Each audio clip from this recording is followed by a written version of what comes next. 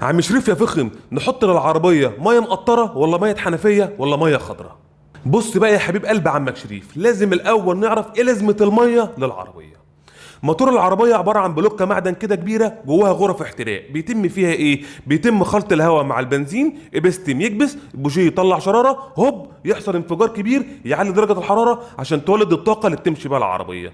طب لو الطاقه دي ما اتبردتش، الحديد ده بيتمدد وبيسخن، هوبا البستم يتكسر او المكنه كلها على بعضها تدشمل. فلازم حاجه تبرد الموتور بتاع العربيه عشان يشتغل بكفاءه. فعملوا ايه؟ دوره التبريد. عباره عن ايه دوره التبريد ديت؟ عباره عن دايره مغلقه، بدايه بتقابل الرادياتير في وش العربيه، اللي هو الصندوق اللي في وش العربيه الالمونيا ده، مطلع خرطوم داخل لجسم الموتور، في مسارات جوه جسم الموتور بتتحرك فيها الميه وتخرج من الناحيه الثانيه، تنزل تحت على ترمبه الميه اللي بيضخها تاني للرادياتير عشان يبرد الميه دي ويدخلها تاني يبرد بيها الموتور.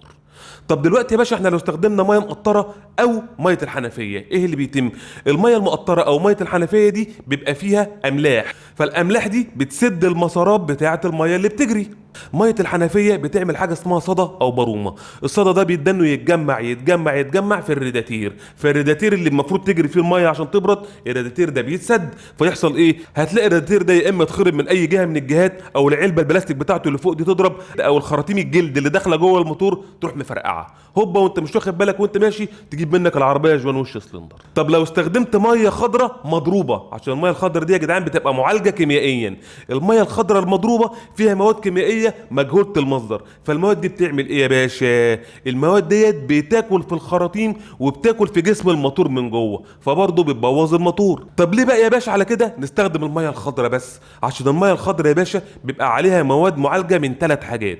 اول حاجه ضد التجمد، ان في درجات الحراره الساقعه الميه بتاعت العربيه ما تتجمدش، فتدور الميه تدور في الدوره بتاعتها عادي وتبرد العربيه. تاني حاجه ان فيها مضادات للصدى، انها ما تعملش برومه وما تعملش صدى جوه دوره الميه، فالميه تتحرك بحريتها جوه وتبرد برضه بكفاءه.